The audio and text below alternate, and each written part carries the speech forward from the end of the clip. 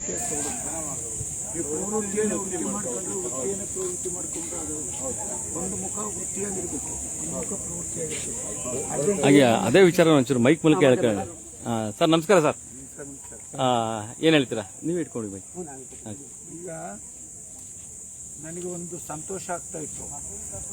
ಮಾರ್ಕಾಲ್ ದೇವರಾಜು ಅರವಿಂದ ಪ್ರಭು ಮಂಡ್ಯಕ್ಕೆ ಬಂದ್ರಲ್ಲ, ಮಂಡ್ಯದ ಮರ್ಯಾದೆಯನ್ನು ನಾವು ಹೊರಗಡೆ ಹೇಳ್ಬೋದು ಅನ್ನುವಂಥ ಆಸೆ ನನ್ನಲ್ಲಿ ಇನ್ನೂ ಕೂಡ ಚಿಗುರೊಡಿತಾ ಇದೆ. ಯಾಕೆಂದರೆ ಪ್ರತಿಯೊಂದಕ್ಕೂ ಕೂಡ ನಾವು ಒಂದು ಕಲಾವಿದರ ಯಾವುದಾದ್ರೂ ಒಂದು ಕೈ ಚಳಕವನ್ನು ನೋಡಬೇಕಾದ್ರೆ ಮೈಸೂರಿಗೆ ಬೆಂಗಳೂರಿಗೆ ಹೋಗಬೇಕಾಗಿತ್ತು. ಒಂದು ಇನ್ವಿಟೇಷನ್ ಡಿಸೈನ್ ಮಾಡಬೇಕಾದ್ರೆ ಮೈಸೂರು ಬೆಂಗಳೂರಿಗೆ ಹೋಗಬೇಕಾಗಿತ್ತು. ಅಥವಾ ಒಂದು ಪೋರ್ಟ್ರೇಟನ್ನು ಮಾಡಿಸ್ಬೇಕಾದ್ರೆ ಮೈಸೂರು ಬೆಂಗಳೂರಿಗೆ ಹೋಗಬೇಕಾಗಿತ್ತು. ಆದರೆ ಮಾರ್ಕಾಲ್ ದೇವರಾಜು ಬಂದಾಗ ನನಗೆ ಭಾಳ ಸಂತೋಷ ಆಯಿತು. ಇತ್ತೀಚೆಗೆ ನನಗೆ ಅರವಿಂದ ಪ್ರಭು ನಮ್ಮ ಮಂಡ್ಯ ತಾಲೂಕಿನವರು ಅವ್ನು ಬರಲಾಗ ಅತ್ಯದ್ಭುತವಾದಂಥ ಕಲಾವಿದರು ಇವರು, ಯಾವುದೇ ವಿಧವಾಗಿರ್ತಕ್ಕಂಥ ಅನುಮಾನ ಇಲ್ಲ ಆ ವಿಷಯದಲ್ಲಿ. ಆದರೆ ಅವರನ್ನು ನಾವು ವೃತ್ತಿಪರರನ್ನಾಗೂ ಮಾಡಬೇಕು, ಆದರೆ ಅವ್ರ ಪ್ರವೃತ್ತಿಯನ್ನು ವೃತ್ತಿ ಮಾಡಿಕೊಂಡು ವೃತ್ತಿಯನ್ನು ಪ್ರವೃತ್ತಿ ಮಾಡಿಕೊಳ್ತಕ್ಕಂಥದ್ದು ಆಗಬಾರ್ದು. ಒಂದು ಕಡೆಗೆ ವೃತ್ತಿ ಇರಬೇಕು, ಒಂದು ಕಡೆ ಪ್ರವೃತ್ತಿ ಇರಬೇಕು. ಈಗ ಇವರಿಬ್ಬರ ರಂಗೋಲಿಯನ್ನು ಸ್ಪರ್ಧೆ ಏರ್ಪಡಿಸಿರೋದು ಅಥವಾ ಸಾಹಿತಿಗಳ ವಿಚಾರ ಸಂಕಿರಣಗಳನ್ನು ಏರ್ಪಡಿಸ್ತಕ್ಕಂಥದ್ದು ಅದು ಅವರ ಪ್ರವೃತ್ತಿ. ಅದು ಆದರೆ ವೃತ್ತಿ ಒಂದಿದೆಯಲ್ಲ, ವೃತ್ತಿ ಧರ್ಮವನ್ನು ಕಾಪಾಡಬೇಕಾಗುತ್ತೆ. ನಮ್ಮಂಥವ್ರು ಕಾಯ್ತಾ ಇರ್ತೀವಿ ಒಂದು ಇನ್ವಿಟೇಷನ್ ಡಿಸೈನ್ಗೆ, ಒಂದು ಪುಸ್ತಕದ ಡಿಸೈನ್ಗೆ ಕಾಯ್ತಾ ಇರ್ತೀವಿ, ಮತ್ತು ಚಿತ್ರ ಪಟಕ್ಕೆ ಕಾಯ್ತಾ ಇರ್ತೀವಿ. ಅದನ್ನು ಇಮ್ಮಿಡಿಯೇಟಾಗಿ ಮಾಡಿಕೊಡದೆ ಹೋದರೆ ನಾವು ಮತ್ತೆ ಬೆಂಗಳೂರು ಮೈಸೂರಿಗೆ ಹೋಗಬೇಕಾಗುತ್ತೆ. ಮತ್ತು ಮಂಡ್ಯದಲ್ಲಿ ಯಾರೂ ಕಲಾವಿದರೆ ಇಲ್ಲಿಗೆ ಅನ್ನುವಂಥ ಒಂದು ಪ್ರಶ್ನೆ ನಮಗೆ ಮೂಡ್ತದೆ. ಇಷ್ಟು ವರ್ಷ 50 ವರ್ಷದ ನನ್ನ ಜೀವನದಲ್ಲಿ ಇತ್ತೀಚೆಗೆ ಒಂದು ವರ್ಷದಿಂದ ಈಚೆಗೆ ನಾನು ಈ ಕಲಾವಿದರನ್ನು ಕಂಡಿದ್ದೇನೆ. ನಮ್ಮ ಆಸೆಯನ್ನು ಪೂರೈಸ್ತಾರೆ ಅಂದ್ಕೊಂಡಿದ್ರೆ ಯಾಕೋ ನಿರಾಶೆಯತ್ತ ಹೋಗ್ತಾ ಇದ್ದಾರೆ.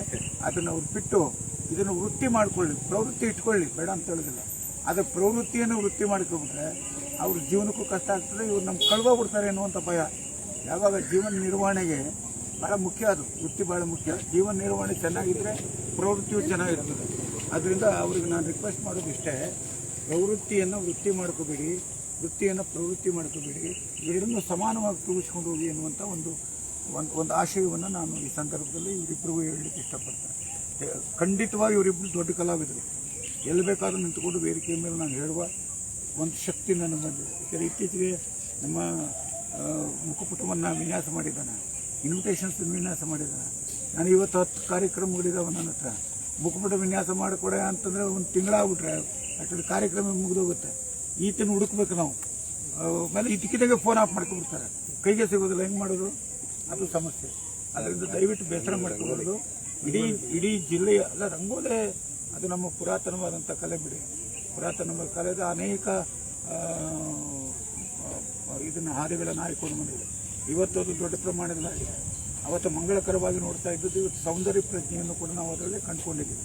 ಮೊದಲು ಮಂಗಳಕರವಾಗಿ ಇದ್ದಂಥದ್ದು ಮನೆಯಲ್ಲಿ ಮನೆಯೊಡೆಯನ್ನು ಇದ್ದಾನೋ ಇಲ್ಲವೋ ಹೊಸ್ತಿಲಲ್ಲಿ ಹುಲ್ಲು ಹುಟ್ಟಿ ಮನೆಯಲ್ಲಿ ರಜೆ ತುಂಬಿ ಮನೆಯೊಳಗೆ ಮಡಿ ಎನ್ನುವುದಿಲ್ಲ ಅಂತ.